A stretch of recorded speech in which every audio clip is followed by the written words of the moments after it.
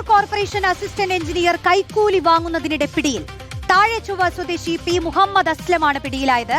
കെട്ടിടത്തിന് പെർമിറ്റ് നൽകാൻ 15,000 രൂപ കൈക്കൂലി വാങ്ങുന്നതിനിടയിലാണ് പിടിയിലായത്. കൈക്കൂലി കിട്ടാൻ 10 മാസമാണ് അപേക്ഷ വൈകിപ്പിച്ചത്. അർജുൻ കല്യാടി ചേരുന്നു കൂടുതൽ വിശദാംശങ്ങളുമായി. അർജുൻ, എന്താണ് സംഭവിച്ചത്? റോഷ്നി, അതായത് ബിൽഡിംഗ് പെർമിറ്റിനുള്ള അപേക്ഷ 10 മാസത്തിലധികമായി വെച്ച് താമസിപ്പിക്കുകയും തുടർന്ന് പെർമിറ്റ് അനുവദിക്കാൻ വേണ്ടി 20,000 രൂപ കൈക്കൂലി ആവശ്യപ്പെടുകയും ചെയ്തിട്ടുള്ള വ്യക്തിയാണ് ഇപ്പോൾ വിജിലൻസിന്റെ പിടിയിലായിരിക്കുന്നത്. അതിൽ ആദ്യ ഗഡു എന്ന രീതിയിൽ 15,000 രൂപ കൈക്കൂലി ഇദ്ദേഹം നേരത്തെ തന്നെ വാങ്ങിയിരുന്നു.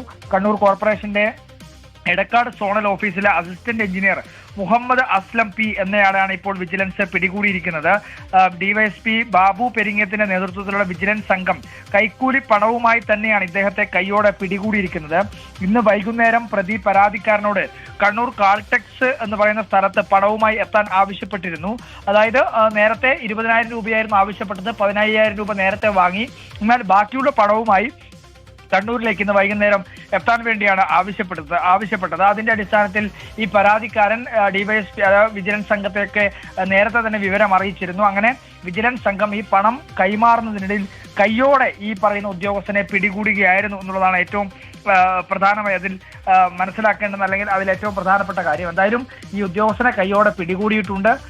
ഈ പറയുന്ന രീതിയിൽ 10 മാസമൊക്കെയാണ് ഒരു അപേക്ഷ വെച്ച് വൈകിപ്പിക്കുന്നത്.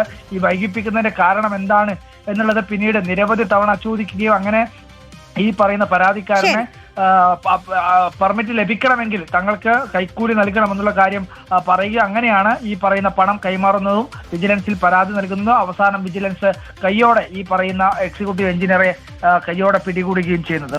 ശരി, അർജുൻ കല്യാടാണ് വിവരങ്ങൾ നൽകിയത്.